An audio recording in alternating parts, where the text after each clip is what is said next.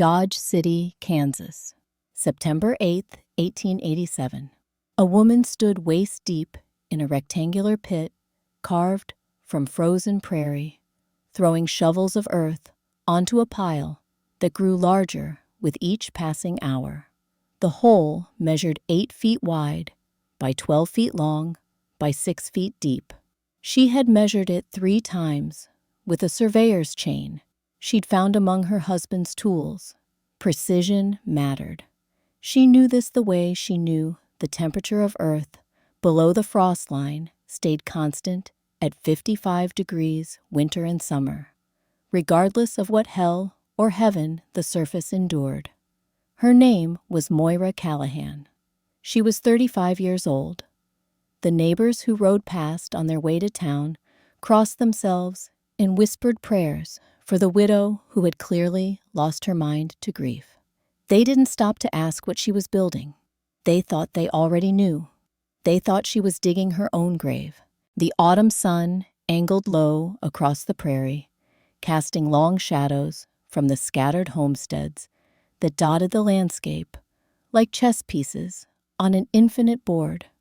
Smoke rose from 47 chimneys in the township, each one burning through 6 to 8 cords of wood every winter at $8 per cord, $48 to $64 just to keep a family from freezing.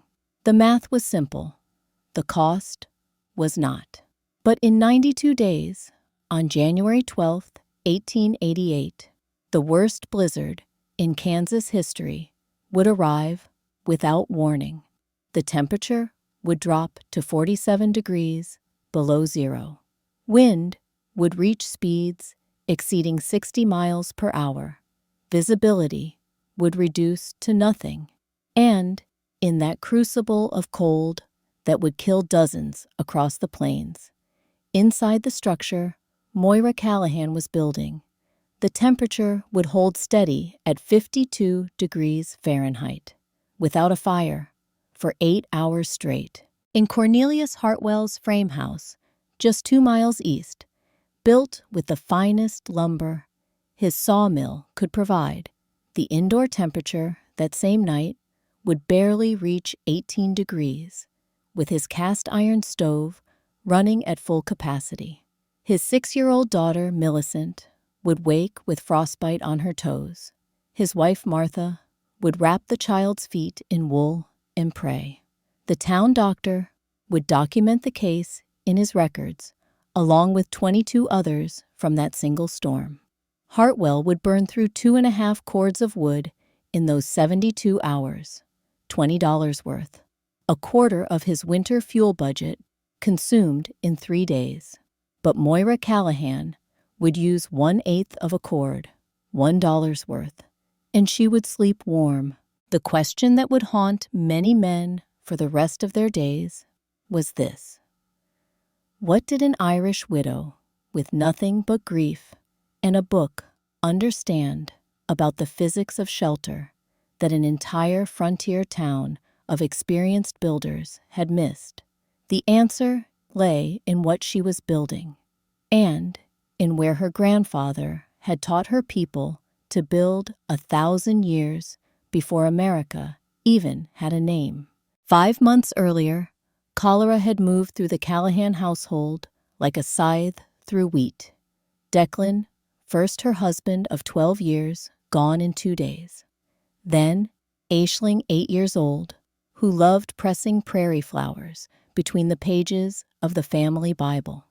Then, Brennan, 5, who slept with his thumb in his mouth and his blanket clutched to his chest. 4 days total.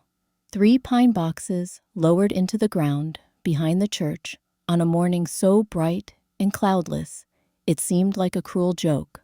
Moira had stood at those graves for hours each day in the weeks that followed, talking to headstones that never answered, asking questions that had no good answers. Why them and not me? What am I supposed to do now? How do I live in a world that doesn't have them in it?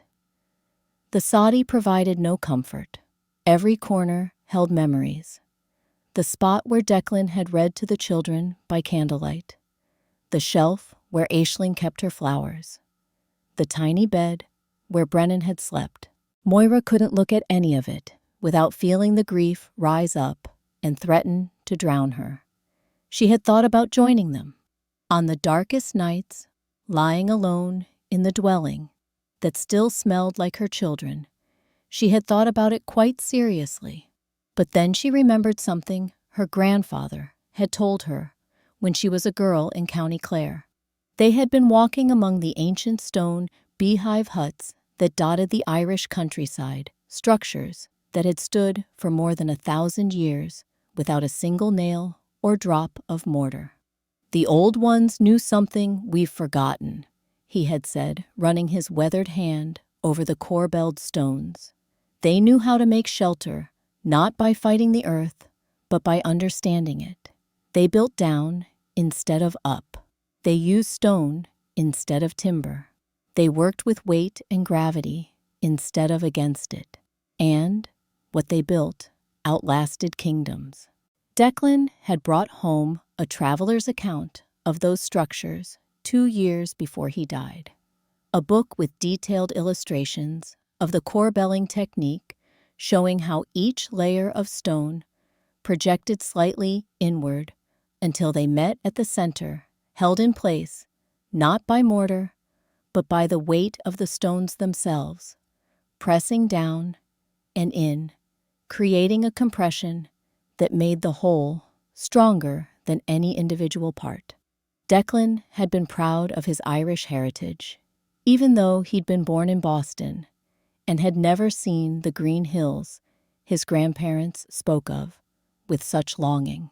He had shown Moira the illustrations pointing to the domed roofs that had weathered centuries. "Our ancestors knew how to build," he had said. "They didn't need lumber or fancy materials, just stone and patience and knowledge passed down through generations." Moira thought about those illustrations during the long nights after the funerals, when sleep wouldn't come and the soddy walls seemed to close in around her. The prairie had no trees for lumber, but it had stone. Endless deposits of flat limestone that broke naturally into slabs, perfect for building. It had earth that stayed a constant temperature below the frost line, warmer than any above-ground structure could manage without burning through a fortune in firewood. It had wind that would destroy any conventional building she might attempt, but couldn't touch something buried beneath its reach. And it had her, a woman with nothing left to lose and nowhere else to go. She decided to build something new, something that had never held her family, never witnessed their laughter or their deaths, something that would be hers alone, for better or worse. The first week was the hardest. The ground resisted her shovel, packed tight by years of prairie grass roots that formed a mat inches thick. Her hands blistered, then bled, then calloused over into something tougher than the skin she'd been born with. Her shoulders screamed, each night muscles burning from labor they'd never been asked to perform. She fell into her bed in the soddy exhausted and woke before dawn, unable to sleep more than a few hours, because the nightmares always found her. In the nightmares, she was back in that room, watching Declan's face go gray as the fever took hold, watching Aisling cry for water that wouldn't stay down, watching Brennan stop breathing with a sound so small she almost missed it. She would wake, gasping, reaching for children who weren't there, and lie in the darkness until morning came, because going back to sleep meant going back to that room. The digging was a mercy. It gave her something to do with her hands, her body, her mind, her ew. It gave her a reason to get up each morning that had nothing to do with the past and everything to do with the future. The hole in the ground grew deeper, and somehow, impossibly, The hole in her chest grew smaller. By September 22nd, 14 days after she'd started, the pit was complete. A neat rectangle carved from the prairie, its walls showing the layers of soil and clay and limestone that made up the bones of the land. 576 cubic feet of earth removed. She had calculated it precisely.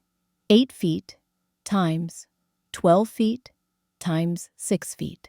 The numbers mattered because in construction, unlike in grief, precision could be measured and verified and trusted. Moira stood at the bottom and looked up at the sky, feeling for the first time in months that she might actually survive this. On September 25th, Cornelius Hartwell rode out to see what the widow was building. Hartwell was 42 years old, owner of the only sawmill within 30 miles. He had built his business on the simple fact that everyone needed lumber for houses, for barns, for fences, for fuel. The demand was constant. The margins were good, and he employed 8 men who depended on those wages to feed their families. He had no particular ill will toward Moira Callahan. But when word reached town that she was building some kind of underground stone structure, he felt a responsibility to understand what that meant. Not just for safety, though that was part of it, but for the economic foundation of the entire community. He dismounted at the edge of the pit and looked down at Moira, who was arranging limestone slabs she'd hauled from the creek bed 2 miles east. "Mrs. Callahan," he said, removing his hat. "I was sorry to hear about Declan and the little ones. Cholera took good people this year." "Too many good people." Moira looked up. Her face was streaked with dust, her hands wrapped in cloth strips where the blisters had broken. "Thank you, Mr. Hartwell. Folks in town are talking about what you're building. Underground shelter with a stone roof, they say. I wanted to see it for myself." "You're looking at it." Hartwell studied the pit, the stacked stones, the evidence of careful planning. "Mrs. Callahan, I need to be direct with you. My concern isn't personal. It's practical. If you're planning what I think you're planning, a corbelled stone roof underground, there are implications beyond just your own safety." "What implications?" "Economic ones. My sawmill provides lumber for 47 families in this township. If you succeed in building a shelter that keeps you warm using minimal firewood, and if others follow your example, that's a significant portion of my winter sales gone. I have 8 employees. Their families depend on my business staying viable." It was the most honest statement of self-interest Moira had heard since Declan died. No pretense of concern for her welfare, just straight economics. She respected that. "So you're here to ask me to stop. I'm here to understand what you're attempting, and to tell you that if you're right, if this works, it changes everything, for better or worse. Mr. Hartwell, my husband burned through 7 cords last winter, keeping us barely warm. $56 we couldn't afford. And we were lucky. The Hendersons burned 9 cords. The Johnsons ran out in February and had to buy more at inflated prices. That money could have bought seed livestock medicine. Instead, it went up in smoke just to survive the cold. I understand that. Do you? Because from where I'm standing, the current system works fine for you and poorly for everyone else. What I'm building isn't a threat to your business. It's a solution to a problem that kills people every winter." Hartwell was quiet for a moment.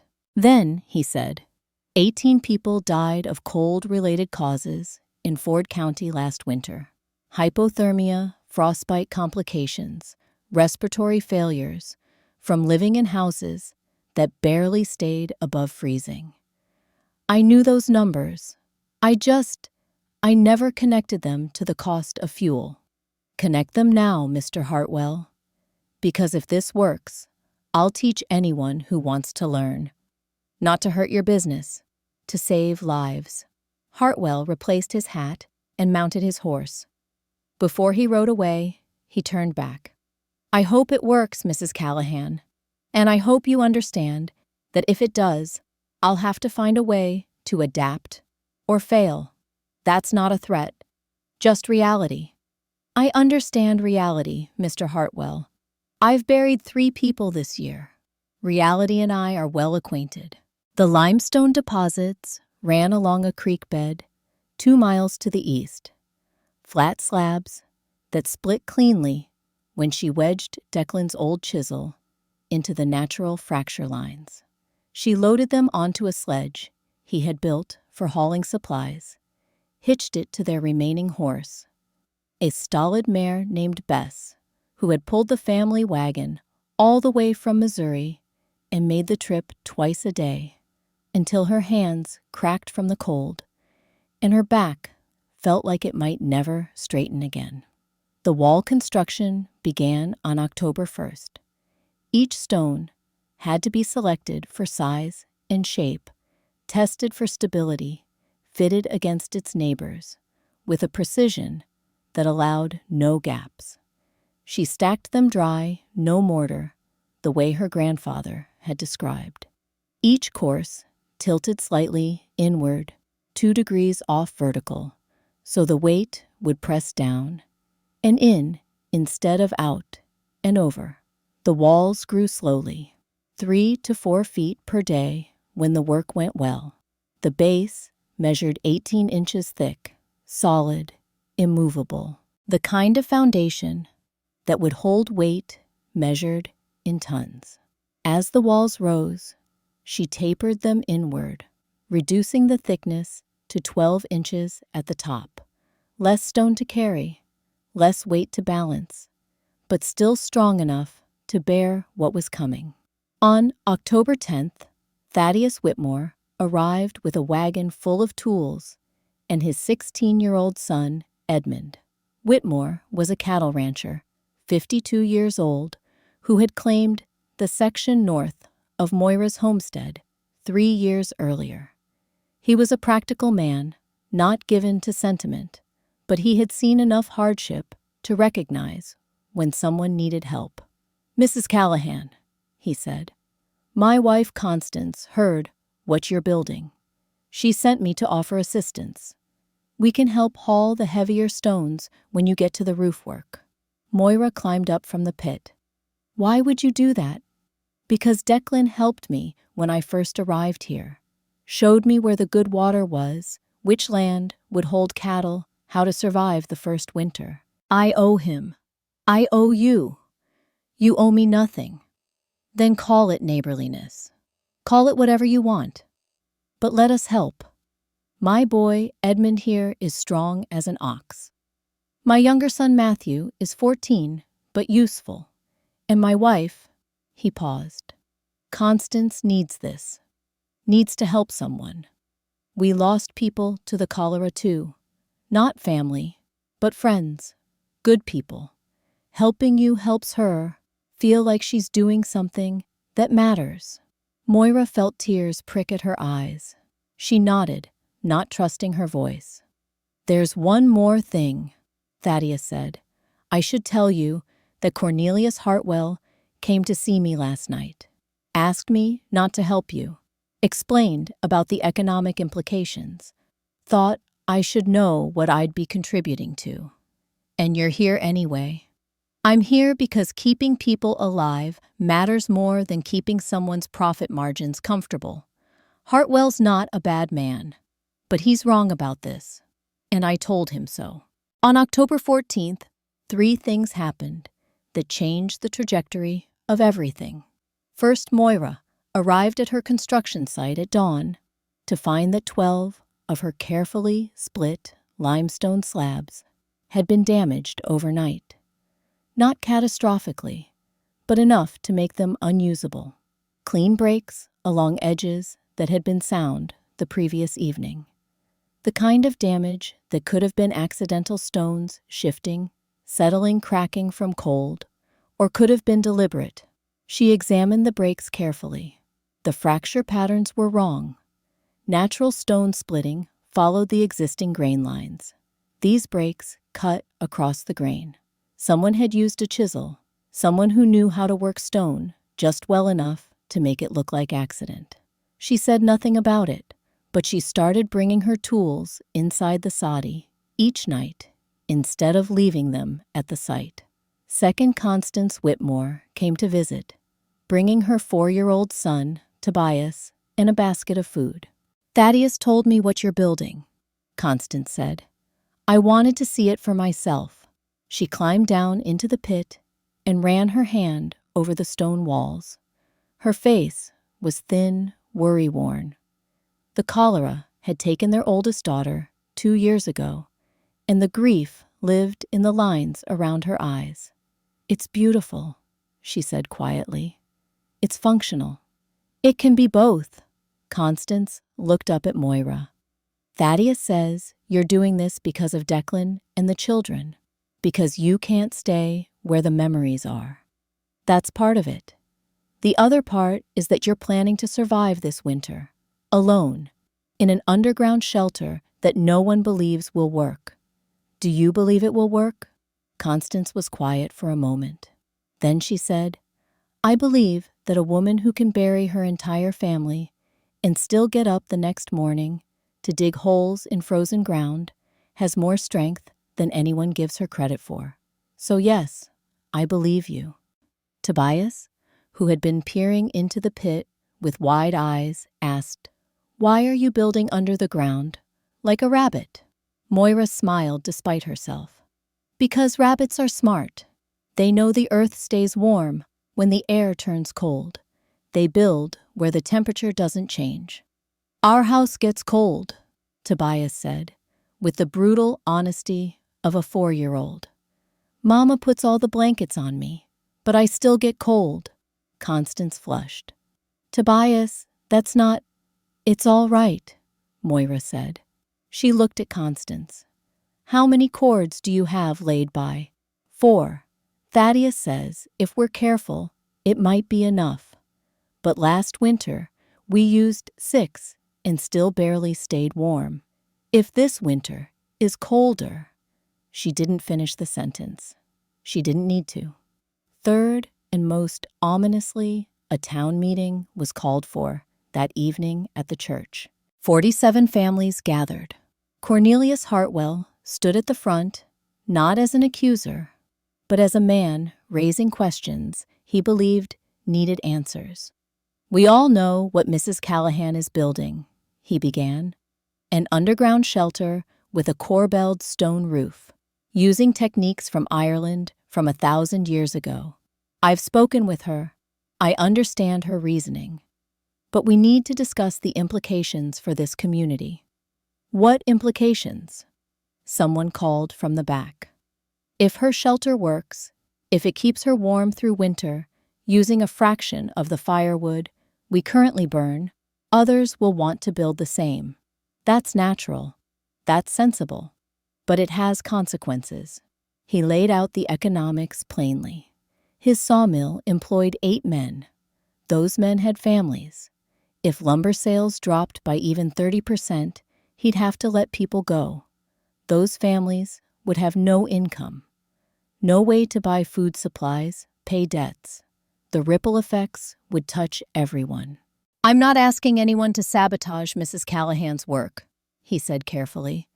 "I'm asking us to consider what we're doing, to understand that change has costs, and to be prepared for those costs." Thaddeus Whitmore stood up. "With respect, Cornelius, you're asking us to choose your business over people's survival, because that's what this comes down to. Survival. I'm asking for a middle ground, a way to preserve both. There is no middle ground. Either people freeze in expensive houses, or they learn to build better. You can't ask them to keep freezing, so you can keep selling lumber." Murmurs of agreement rippled through the gathering. But there were also faces that looked troubled. People who understood Hartwell's position, who knew that if the sawmill failed, the consequences would hurt everyone. Moira sat in the back, listening. She hadn't planned to speak. But the weight of all those eyes, the burden of what she was bringing into this community, without meaning to, pressed on her until she stood. "Mr. Hartwell is right about one thing," she said. "This will change things. I can't build this shelter and then refuse to teach others. That would be wrong. But I also can't not build it because someone's business might suffer. Because suffering is certain if I don't." She paused, gathering her thoughts. Last winter, 18 people in Ford County died of cold-related causes. 18. And dozens more suffered frostbite, respiratory damage illnesses that came from living in houses that couldn't keep them warm no matter how much wood they burned. That's the cost we're paying now. That's the middle ground we've been living with. And I won't accept it anymore. The gathering was silent. "If my shelter works, I'll teach anyone who wants to learn. Free, no cost. Because knowledge shouldn't have a price when lives are at stake. And Mr. Hartwell," she looked at him directly, "you're a smart businessman. You'll adapt. You'll find other ways. But I can't let people die because you might have to change." She sat down. The meeting continued for another hour, but the core issue had been laid bare. Progress or preservation, survival or stability. The community couldn't have both. When people finally dispersed, Cornelius Hartwell waited until most had left. Then he approached Moira. "That was well spoken," he said quietly. "I meant it. I know you did. That's what worries me." He paused. "I'm not your enemy, Mrs. Callahan. But I can't be your ally either. Not when your success means my failure. I hope you understand that." "I do." "Good. Because I'll be watching. And if your shelter fails, if someone gets hurt, if this becomes a disaster instead of a solution, I'll make sure everyone knows. That's not a threat. Just fair warning." He walked away, leaving Moira standing in the empty church, wondering what she had set in motion. October became November. The walls stood complete. The core belling was set to begin on November 1st, exactly as she had planned. The night before, Moira lay in her sadi and listened to the wind howl across the prairie. In 90 days, the children's blizzard would arrive. In 90 days, everything she was building would be tested against cold that could kill in minutes. The earth was patient, the stone was ready, and Moira Callahan, widow daughter of Ireland keeper of old knowledge in a new world, closed her eyes and tried to sleep. Tomorrow, the real work would begin. Tomorrow she would start placing stones in a pattern that had kept people alive for 1,000 years. Tomorrow she would test whether ancient wisdom could translate across oceans and centuries to this harsh Kansas prairie. And somewhere in town, Cornelius Hartwell sat at his desk doing calculations, figuring out how many cords of wood he could afford to not sell before he had to make impossible choices about which of his employees to let go. Two people, two different kinds of survival, about to collide in ways neither of them could fully predict. The wind kept howling, the prairie kept waiting, and the shelter that would save or condemn them all was about to take shape, one carefully placed stone at a time. November 1st, 1887, the first day of the core belling. Moira Callahan stood at the bottom of her excavation and looked up at the rectangle of sky that would soon be closed by stone. The walls around her rose 6 feet high, limestone, stacked in courses that leaned inward at precisely 2 degrees from vertical, 18 inches thick at the base, 12 inches at the top, where the core belling would begin. 576 cubic feet of empty space that would become, if her calculations and her grandfather's teachings held true, the warmest shelter in Ford County. The first core belling stone weighed 43 pounds. She knew because she had weighed it on the scale at the general store, enduring the curious stares. She positioned it carefully on the north wall, projecting exactly 2 inches inward from the top course below. She checked it with the plumb line, checked it again. The center of gravity had to remain over the wall beneath, or the entire principle collapsed. Too far in, and the stone would tip and fall. Not far enough, and the dome would never close. 2 inches. That was the mathematics of it.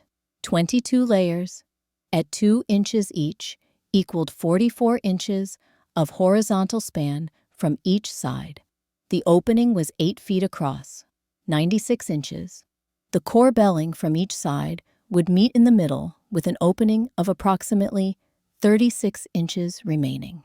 That final gap would be closed with capstones laid flat across the top. The physics was elegant. The execution was unforgiving. She set the first stone, then the second 3 feet to the right, then the third, working her way around the perimeter of the pit, each stone projecting inward, each stone tested and verified before moving to the next. By sunset, on November 1st, the first layer was complete. 28 stones forming a continuous ring that reduced the opening by 4 inches total. 21 layers remained, and 71 days until the blizzard. On November 3rd, Thaddeus Whitmore arrived with his 2 sons to help haul the larger stones from the limestone deposit. Edmund was 16, broad-shouldered from farm work. Matthew was 14, still growing into his frame, but strong and willing. They didn't talk much as they worked. Prairie men weren't given to unnecessary conversation, but their presence was a comfort Moira hadn't expected. She found herself looking forward to their arrival each morning, the sound of their wagon, the rhythm of shared labor. On the evening of November 3rd, after the Whitmores had left, Moira climbed up from the pit to find her water barrel overturned. Not tipped, overturned completely, the water soaking into the ground. The barrel itself moved 15 feet from where she'd left it. She examined the site carefully. Boot prints in the mud, larger than hers, a man's boots with a distinctive, worn pattern on the left heel. She memorized the pattern, said nothing to anyone. But she started arriving at the site earlier each morning, leaving later each evening, making her presence unpredictable. Layers 2 through 5 went up between November 2nd and November 5th. The work was slower than she'd hoped. Each stone had to be selected, position tested. Each layer required slightly more precision than the last, because the margin for error decreased as the dome closed inward. On November 6th, Constance Whitmore came to visit, bringing Tobias and food. "Thaddeus told me about the water barrel," Constance said quietly, while Tobias played at the edge of the pit. "He saw the boot prints when he arrived that morning. I noticed them too. Do you know whose they are? I have suspicions. Are you going to do anything about it?" "Keep building. That's all I can do." Moira paused. "If someone wants to stop me badly enough, they'll find a way, regardless of what I do. But I can't let the possibility stop me. Too many people need this to work." Constance was quiet for a moment. Then she said, "Our house barely reaches 35 degrees on cold nights." Tobias coughs from the damp chill. "I wrap him in every blanket we own, and he still shivers. Last winter, I thought we might lose him the way we lost his sister." "You won't lose him. I won't let that happen." "How can you promise that?" Because when this shelter is finished, when it's proven to work, you'll build your own. Or I'll help you build it. Or you'll share mine if necessary. But Tobias won't freeze. That I can promise. Tears filled Constance's eyes. Why are you doing this? You could leave Kansas. Go back east where it's easier, where there are houses and heat and no one trying to sabotage your water barrels. I'm doing this because I couldn't save Declan and Aisling and Brennan. But maybe I can save someone else's family. Maybe that's enough. Layer 7 went up on November 7th, and that evening, disaster struck. Moira had been working for 12 hours straight, her judgment dulled by fatigue. The stone she selected looked almond, but when she positioned it and stepped back to check the angle, she heard a crack like a rifle shot. The stone split vertically, and the entire northwest corner section of Layer 7 collapsed inward, taking Layer 6 with it. 6 days of work, destroyed in seconds. Moira stood in the rubble and made herself breathe. Fatigue was the enemy. Impatience was the enemy. She had let both get the better of her, and this was the consequence. She cleared the fallen stones, checked the underlying layers for damage, found that layers 1 through 5 remained intact. She would have to rebuild 6 and 7 completely. 3 days of work, minimum, assuming she didn't make another mistake. That night, she dreamed of Declan standing in the pit, looking up at her, his face gray with fever. "Why are you building this?" he asked. "Because I can't stay where we were. And you think stone will save you? I think stone might let me survive. That's all I'm asking for." She woke before dawn and returned to the pit. The rebuilding of layers 6 and 7 taught her something crucial. The large flat slabs were impressive, but unforgiving. What she needed were smaller wedge stones, triangular pieces that could be fitted between the large slabs to distribute weight more evenly and prevent catastrophic failure. She spent November 9th at the Limestone Creek, splitting stones into wedges. When she rebuilt Layer 6 on November 10th with the wedges interspersed among the large slabs, the structure felt different, stronger, more resilient. By November 12th, she was back on schedule. Layers 8 through 10 went up without incident. And then, on November 14th, she found the note. It was tucked between stones she'd stacked for Layer 11. A piece of paper, folded once, no envelope. The handwriting was careful, almost apologetic. "Mrs. Callahan, what you're building threatens good men's livelihoods. Their families depend on the lumber trade. I'm asking you to stop before it's too late. Before someone gets hurt. This isn't a threat. It's a warning. Winter is coming. Accidents happen in winter. Please reconsider." No signature, but Moira recognized the handwriting from store receipts, from notes left at the post office. She knew who had written it, even if she couldn't prove it. She crumpled the note and threw it in the fire that night. But the words stayed with her. Accidents happen in winter. She started bringing her dog a shepherd mix named Bear, who had belonged to Declan, to the site each day. Started varying her routine even more. Started watching the horizon for riders approaching. Layers 11 through 16 went up between November 13th and November 18th. The opening narrowed with each passing day. 96 inches became 84, became 72, became 60. The circle of sky, visible from the bottom of the pit, grew smaller.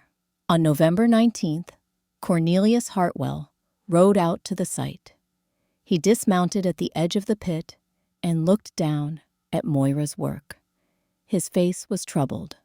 "I need to speak with you," he said. Moira climbed up. "I received your note, Mr. Hartwell." He blinked. "My note. The warning about accidents in winter. Mrs. Callahan, I didn't write you any note. I've been doing my accounting, watching my sales numbers drop, as people decide to wait and see if your shelter works. I've been calculating which of my employees I'll have to let go first, but I didn't write you any notes." Moira studied his face. He was telling the truth. She saw it in his eyes. "Then who did—" "I don't know, but I want you to know something. I oppose what you're building.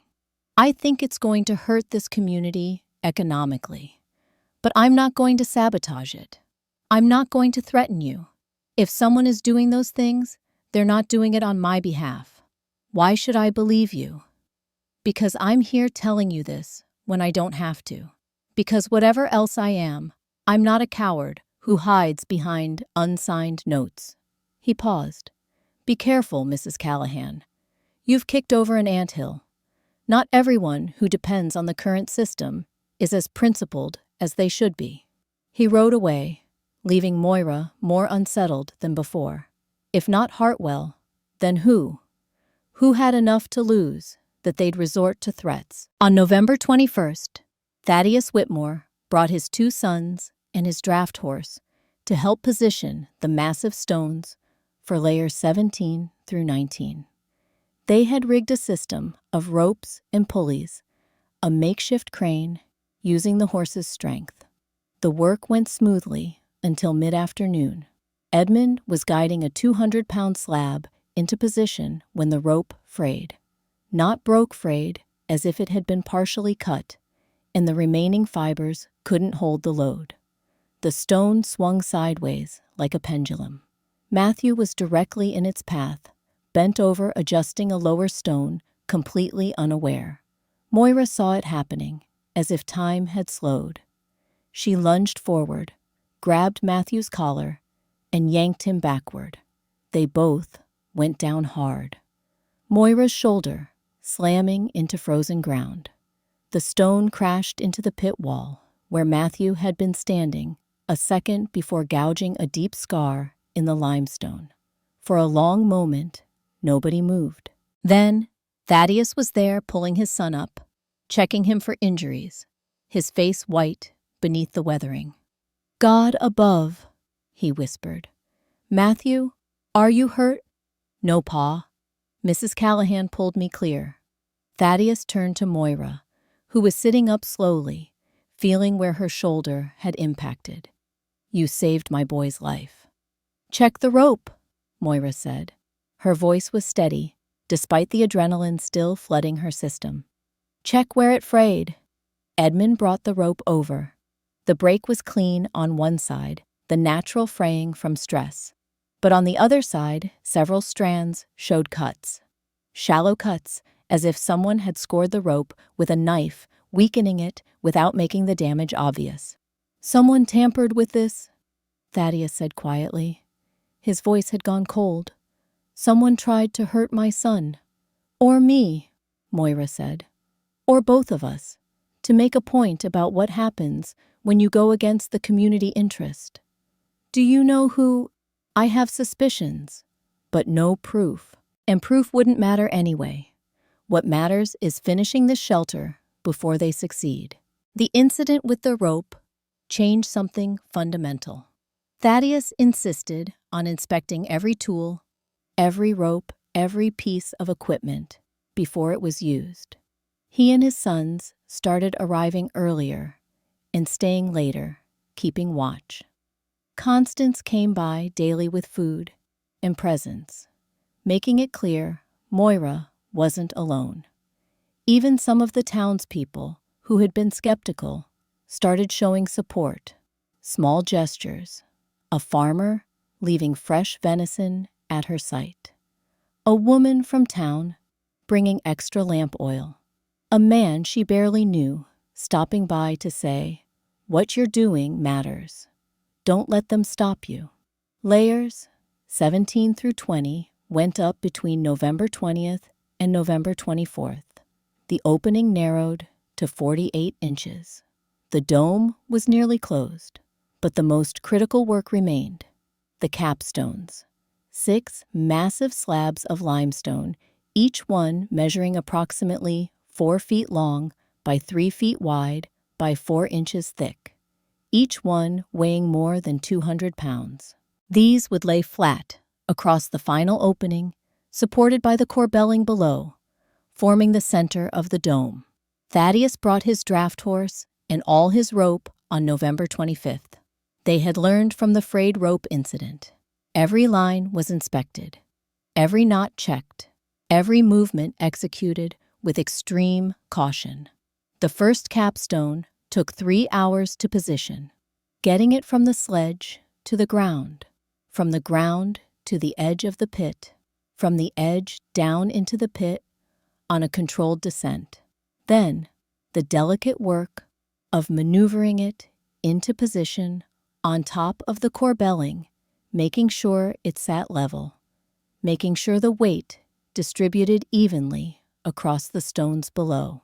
By the time it was in place, every muscle in Moira's body was screaming, but the stone sat solid, unmoved and unmovable. 5 more to go. The second and third capstones went up on November 26th, the fourth and fifth on November 27th. Each one requiring the same painstaking care, the same verification that nothing had been tampered with, the same fear that at any moment something would go catastrophically wrong. The sixth and final capstone was positioned on November 28th as the sun set and the temperature dropped below 0. When it settled into place, completing the dome, Thaddeus and his sons let out a collective breath they'd been holding for days. Moira stood inside her creation and looked up at stone where sky had been. She ran her hand over the smooth surface, feeling where each layer stepped inward, feeling the joints where the wedge stones had been fitted with such care. 22 layers, she said quietly. 576 cubic feet of earth removed. 1,100 stones placed. 92 days of work. And 45 days until the test, Thaddeus said. He was looking at a farmer's almanac he'd brought. If the weather patterns hold, the worst cold will hit mid-January. You'll know by then if this works. We'll know, Moira corrected. Because when it works, you're building one too. You and Constance and Tobias deserve to be warm. November 29th and 30 were spent covering the dome with earth. Bucket by bucket, shovel by shovel, Moira and the Whitmores moved the pile of excavated soil from beside the pit to on top of the stone roof, 3 feet deep across the entire surface, just as the Irish designs specified. When they were finished, the shelter was invisible from more than a few yards away. Just a slight rise in the prairie, a mound that could have been natural. Nothing to suggest that beneath that earth lay 5 months of labor, ancient knowledge translated across oceans, and a widow's refusal to accept that survival required suffering. The interior work took 3 days, December 1st and 3, a sleeping platform built from salvaged lumber, 6 feet long by 3 feet wide, raised 18 inches off the ground. Warm air rose. Simple physics. A tiny cast iron stove with a 12-inch firebox. The stovepipe ran through the wall and exited 20 feet away from the shelter entrance, preventing downdrafts. Storage niches carved into the stone walls, 12 inches deep, just enough for supplies. Dried goods, candles, matches, the Bible with Aishling's pressed flowers, Declan's book about Irish stone structures, a floor of packed earth covered with straw and canvas, insulation from the ground's cold, and the door, a wooden frame set into the southeast wall, facing the morning sun, facing away from the northwest winds, thick planks salvaged from the Saudi, leather hinges, a simple latch. On December 3rd, Moira moved the last of her possessions from the soddy to the shelter. She stood in the soddy's doorway one final time, looking at the space where her family had lived and died. "I'm not abandoning you," she said aloud to the ghosts only she could hear. I'm just trying to survive. I hope you understand." There was no answer, but then there never was. She closed the door and walked away. December 4th, 1887. The first night test. Outside temperature at sunrise, 8 degrees Fahrenheit.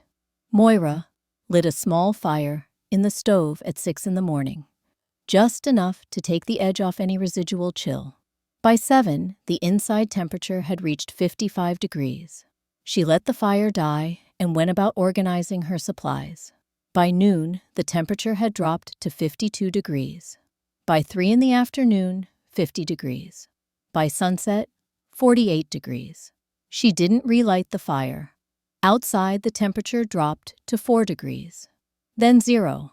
Then 2 below. The wind picked up howling across the prairie. In Thaddeus Whitmore's frame house 2 miles away, the indoor temperature dropped to 28 degrees, despite the fire burning in their stove. Constance wrapped Tobias in every blanket they owned and held him close. In town, in Cornelius Hartwell's house, built with the finest lumber his mill produced, the temperature dropped to 31 degrees. He kept the fire going at full capacity, watching his wood supply diminish, doing calculations about how many more nights like this they could endure. In Moira Callahan's underground stone shelter, the temperature at midnight was 47 degrees. She lay on her sleeping platform, wrapped in a single wool blanket, and listened to the silence. No wind, no creaking boards, no drafts, just silence and stillness, and a warmth that came not from fire, but from the earth itself, radiating back the heat of summer stored in stone and soil released so slowly it would last all winter long. She thought of Declan and Aisling and Brennan, of the graves that lay frozen in the cemetery. And she thought of what her grandfather had told her about the old beehive huts. The stone remembers. It remembers warmth, even in cold. And if you build right, if you understand what you're working with, the stone will keep you safe. Moira closed her eyes. For the first time since April, since the morning she had stood beside 3 open graves, she slept without nightmares. The shelter held, the temperature held, and somewhere in the friction between layers of limestone, in the air gap of the corbelled dome, in the 3 feet of soil that insulated against the cold, ancient physics and frontier necessity, had found their balance. 45 days remained until the blizzard. The shelter was ready, but Kansas wasn't done testing it yet, and neither were the people who had most to lose if it succeeded. In town, in a small office above the general store, someone sat writing another note. This one wouldn't be a warning. This one would be an ultimatum. December passed into January. The shelter held its temperature between 48 and 55 degrees, depending on whether Moira burned a small fire for cooking or let the earth's stored warmth sustain her alone. She used 1/8 of a cord of wood in those first 30 days. In previous winters, living in the Sadi, she would have burned through nearly 2 cords by New Year's. Word spread. People came to see. Some were skeptical. Some were curious. Some were desperate for an alternative to burning through their winter savings just to survive the cold. On January 3rd, a delegation from town arrived at Moira's shelter. 5 men, including Cornelius Hartwell. They weren't hostile, but they weren't friendly either. They were calculating. "Mrs. Callahan," Hartwell said, "we need to discuss the spring." "What about the spring? How many families do you intend to teach? How many shelters do you plan to help build? As many as want to learn, as many as need the shelter. That's 14 families right now. Another 8 considering it. That's 22 potential shelters. Do you understand what that means for the lumber trade? I understand what it means for survival. I've had to let 3 men go already, just from the drop in winter, fuel sales, because people are waiting to see if your shelter works. If 22 families build these things, I'll have to close the sawmill. 8 families will have no income. The ripple effects will hurt everyone. Moira looked at the 5 men standing at her shelter entrance. Hard men, prairie men, men who had survived out here through will and work and the economic structures they'd built together. "What do you want from me?" she asked. "A compromise. Teach 5 families. Show it can be done. But keep it limited. Give the rest of us time to adapt. Time to find other markets, other ways to make the system work. And the families who freeze while you're adapting, they'll survive. They always have." "No," Moira said quietly. "They haven't always survived. 18 people died last winter. 18. And you want me to limit who I teach, so your business can adjust slowly, while people suffer, while children get frostbite, while families burn through money they don't have. We're asking for balance. You're asking me to let people die slowly instead of helping them live. The answer is no. I'll teach anyone who wants to learn. I'll help build as many shelters as Kansas needs. And if your sawmill fails because of it, I'm sorry. Truly. But I won't trade lives for your profits." The delegation left without another word. But Moira knew it wasn't over. Desperate men did desperate things, and she had just made it clear she wouldn't be bargained with. On January 11th, the temperature rose to an unseasonable 38 degrees. Children walked to school in light coats. Farmers worked outside without gloves. There was talk in Dodge City of an early spring of luck finally turning. The barometric pressure was dropping, falling faster than any weather station had recorded. But the technology to interpret that data, to understand what it meant, didn't exist yet. The telegrams went out. Notes were made in logs. And the people of Kansas went to bed that night believing the worst had passed. At 2 a.m. on January 12th, Moira woke to bear growling, a low, sustained rumble that meant someone was near. She lit a candle and listened. Footsteps above, multiple people, moving carefully, trying to be quiet. She climbed the ladder and cracked the door open. 3 men stood on her mound in the moonlight. They had shovels, and they were digging. "What are you doing?" she demanded. The men spun around. She recognized one, a sawmill worker who'd been let go 2 weeks earlier. The other 2 were strangers to her. "We're fixing a problem," the sawmill worker said. His voice was slurred. They'd been drinking. "You won't stop, won't compromise. So we're going to stop you. By digging up my shelter. By showing everyone what happens when you go against the community. This thing collapses. Maybe you get hurt. Maybe you don't. But either way, no one's going to want to build one after they see it fail." Moira felt ice in her veins. "The stone roof is corbelled. You can't collapse it from the outside." "Maybe not. But we can expose it. Make it look unstable. Plant doubt. That's all we need."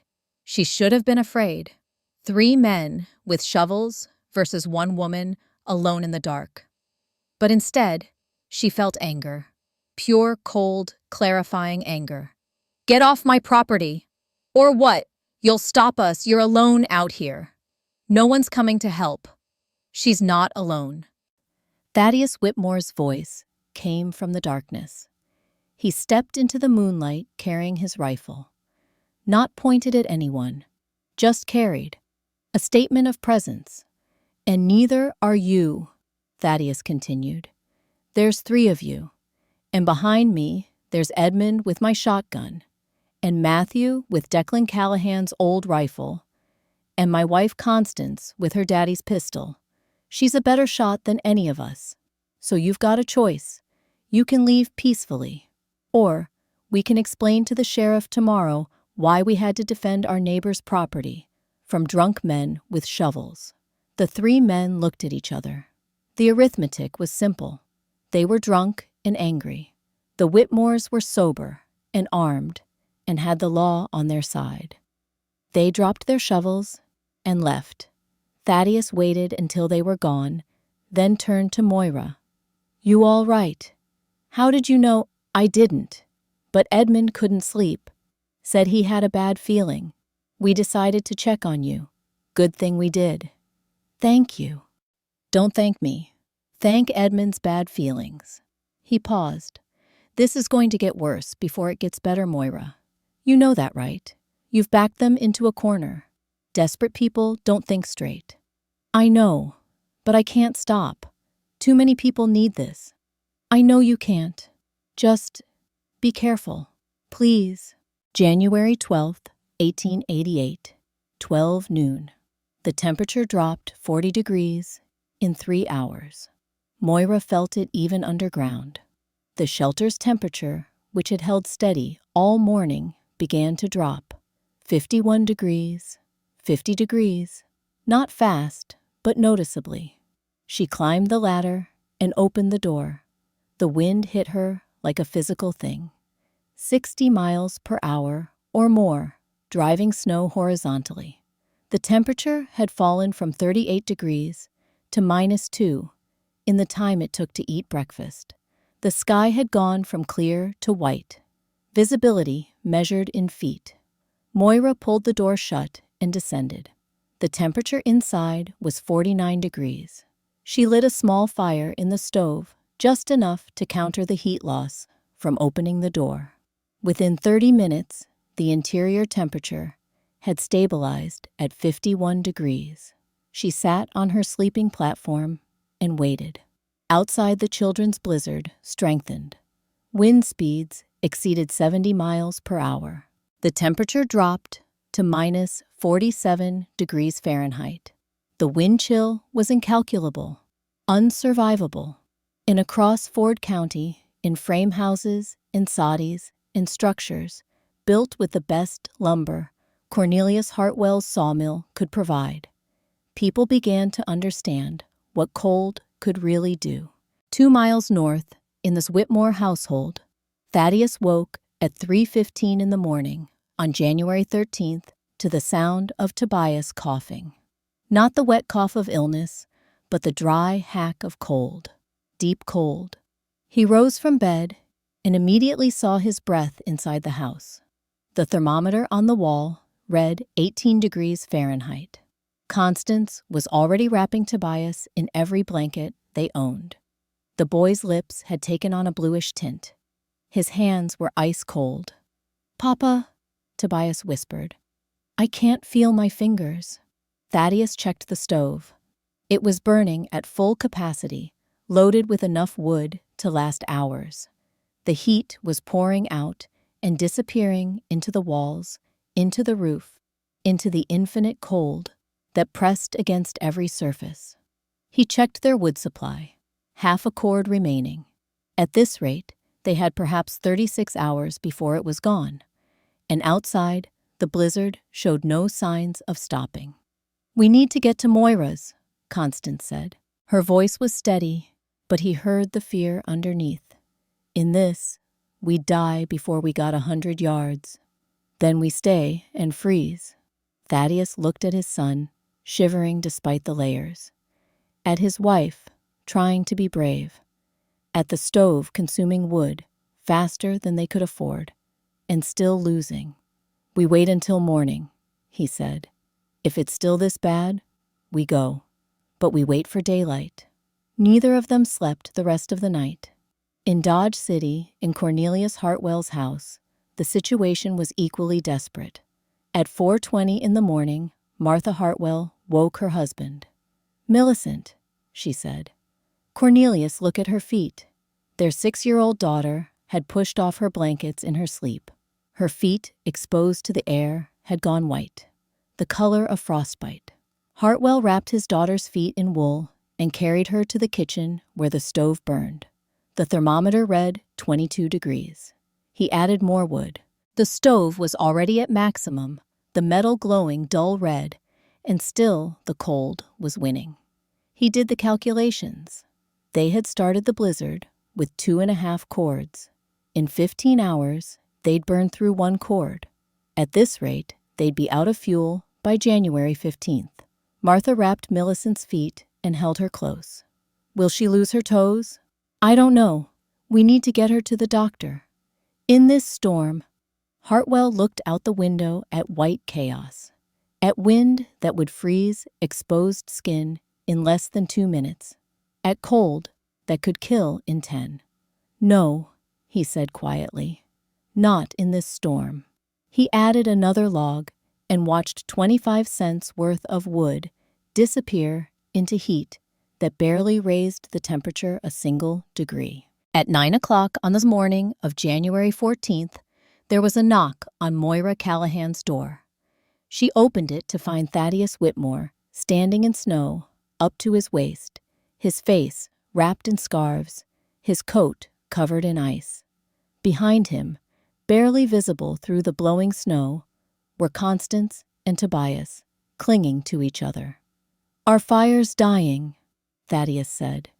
His voice was rough from breathing frozen air. "We're down to a quarter cord. Tobias is hypothermic. Constance," his voice broke. "Please, we need shelter." Moira didn't hesitate. "Get inside. All of you. Now." They stumbled down into the shelter. The temperature inside was 52 degrees. Tobias, who had been shivering violently, despite coats and blankets, stopped shivering within 5 minutes. His color began to return. His fingers, which had been white, slowly turned pink. Constance began to cry, not from grief, but from relief so profound it bordered on pain. "How?" Thaddeus asked. He was staring at the thermometer. "How is it 52 degrees in here when it's 50 below outside?" "The earth," Moira said simply. "The earth 6 feet down doesn't know it's winter. The stone holds that warmth. The soil insulates it. I'm not fighting the cold. I'm just letting the earth be what it is." Thaddeus touched the stone wall, cool but not cold. Not the bone-deep cold of the surface. "Can we stay as long as you need to?" At noon, there was another knock. Moira opened the door to find Cornelius Hartwell, his wife Martha, their 3 children, including Millicent, with her wrapped feet, and 3 other families she recognized from town. 12 people, total, counting herself. They stood in the snow, faces raw, from windburn eyes, desperate. Hartwell met her gaze. This man, who had opposed her work, who had economic reasons to see her fail, who had sent delegations asking her to compromise. "Mrs. Callahan," he said. He had to shout over the wind. "We have nowhere else to go. Our fuel's almost gone. The children," his voice broke. "Millicent has frostbite. Please, I know I have no right to ask. I know I fought against this. But please, just until the storm breaks." Moira looked at the crowd of people, at the children shivering, at Millicent's wrapped feet, at faces from the town meeting where they'd argued about economics and lumber sales and community costs. She stepped aside. "Get in, everyone." They came down the ladder one by one, like survivors boarding a lifeboat. When the last person was inside, and Moira closed the door, the shelter that had been built for one woman alone now held 12 human beings in a space measuring 8 feet by 12 feet. It should have been impossible suffocating, unbearable, but the temperature held at 54 degrees. The body heat of 12 people raised it slightly, but the stone absorbed the excess and radiated it back slowly. The air circulation through the vent pipe prevented stuffiness. The space was cramped, yes. People had to sit close, organize themselves in shifts for sleeping. But they were warm. For the first time in 24 hours, they were warm. Millicent Hartwell's toes slowly regained their color over the next 6 hours. The doctor would later write in his records that she had come within an hour of losing 3 toes, that whatever shelter she had found had saved her foot. They stayed for 6 days, January 14th through January 20th. The blizzard raged for 3 days, then slowly subsided. But the cold lingered. Outside temperatures remained below -30 degrees. No one could safely venture out. Inside the shelter, 12 people learned to live in close quarters. They slept in shifts, shared meals, rationed supplies. The children, after the initial trauma, began to treat it as an adventure. They played shadow puppets by candlelight, listened to stories, drew pictures in the condensation on the stone walls.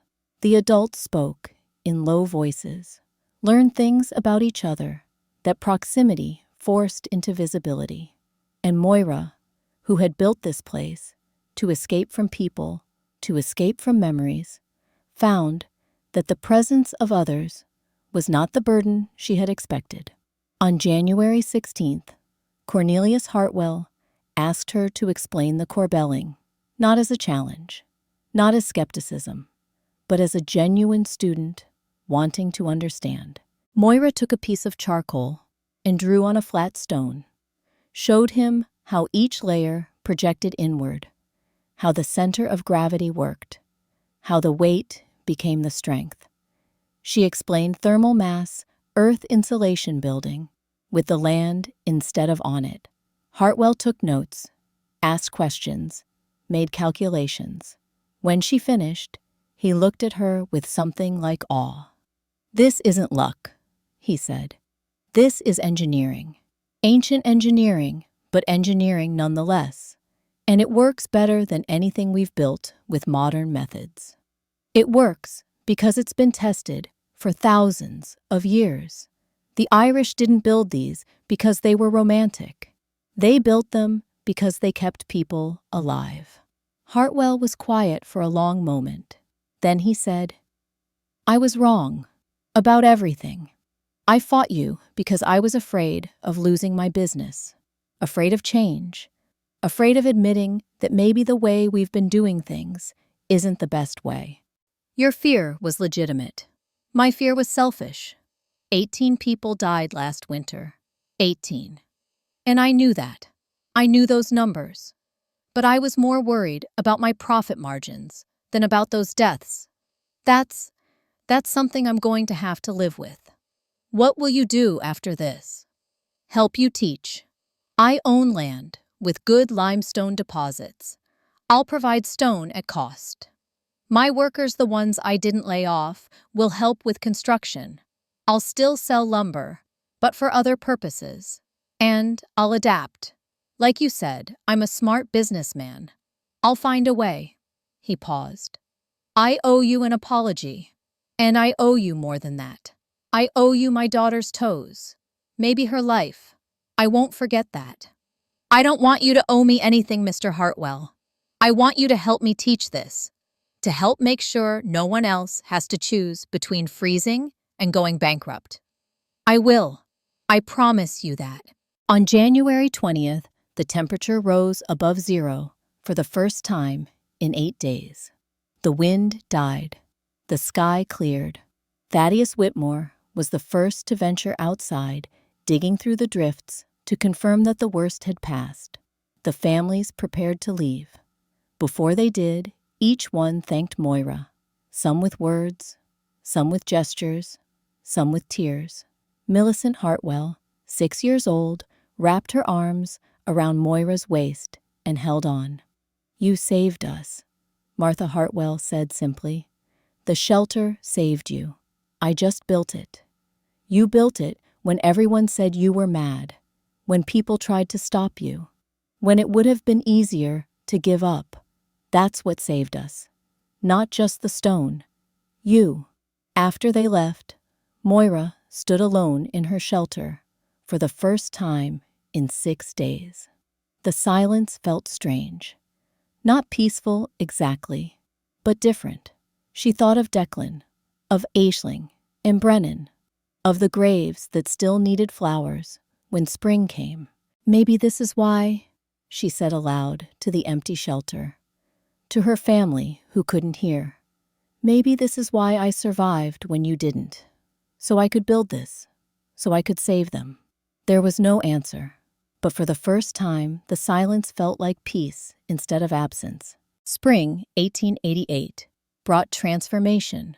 14 families came to Moira asking for designs, asking to be taught. She drew plans, explained the mathematics, supervised construction. Cornelius Hartwell provided limestone from his land. Thaddeus Whitmore organized labor crews. People who had been skeptical became students. People who had been afraid became builders. By summer 9, earth-sheltered structures had been completed. By fall 14, some were full underground shelters like Moira's. Others were hybrid designs, partially bermed with stone roofs, compromises between old knowledge and new preferences. The winter of 1888 to 89 tested them all. Average fuel savings, 4 to 5 cords per family. $32 to $40 kept in pockets instead of turned to ash. Across 14 families that represented $504. $504 that could buy seed, livestock, tools, medicine. Average indoor temperature improvement, 18 degrees Fahrenheit. Frame houses that had struggled to reach 30 degrees now maintained 48, with earth-sheltered additions. Children slept without shivering. Elderly survived who might not have. Most significantly, 0 cold-related illnesses in the earth-sheltered homes. 0 cases of frostbite, hypothermia, or cold-induced respiratory disease. Compare that to 23 documented cases in frame houses. The data was undeniable. The technique worked. Cornelius Hartwell adapted. He shifted his business model, sold lumber for above-ground construction barns, fences, furniture, provided stone at cost for earth-sheltered structures, became a consultant on hybrid designs that used both timber and stone. His business didn't fail. It changed, and in changing it became more resilient than before. Moira Callahan lived in her underground shelter for 12 years.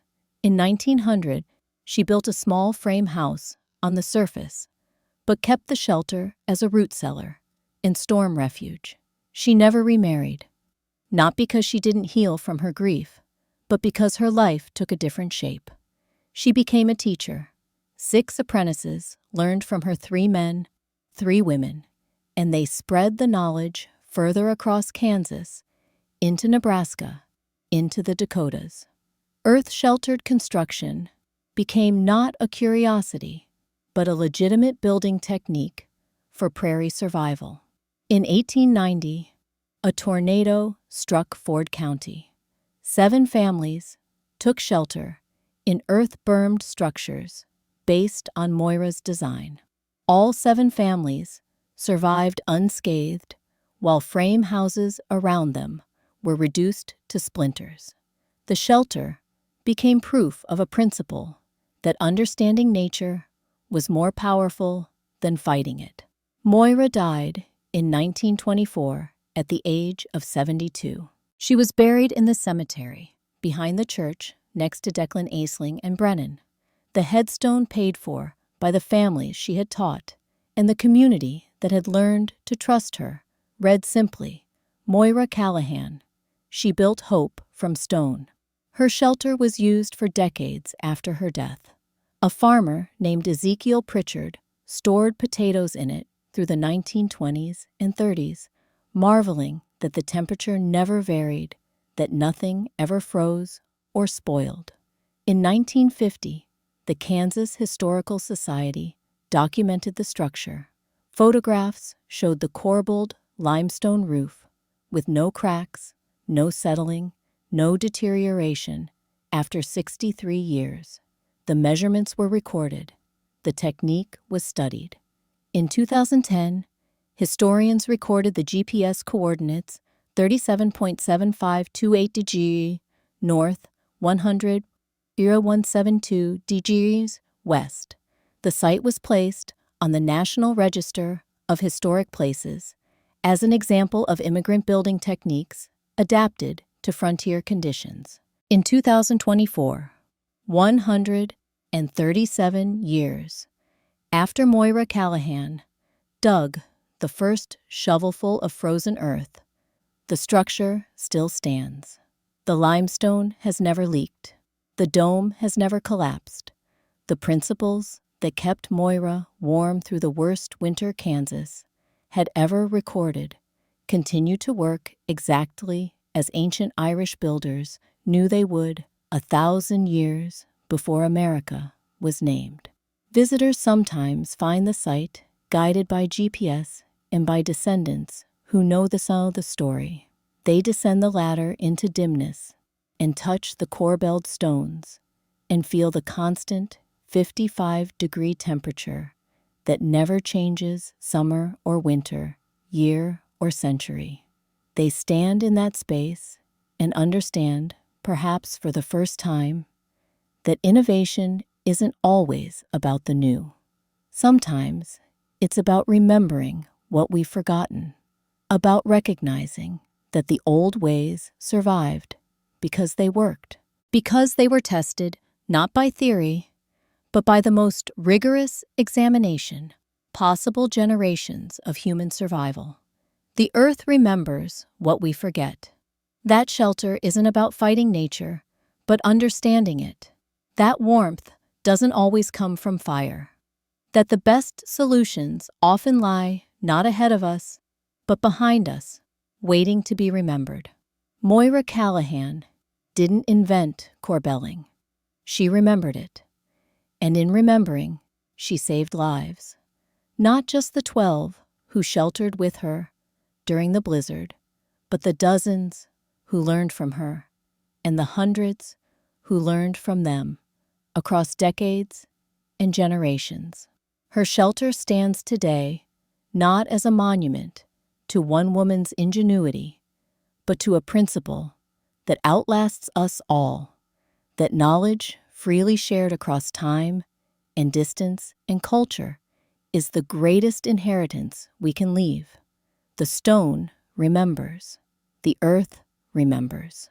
And as long as the shelter stands, as long as people visit that GPS coordinate and descend into that carefully corbelled space, the memory of Moira Callahan will endure. The widow who dug what neighbors thought was her own grave and made it a home instead.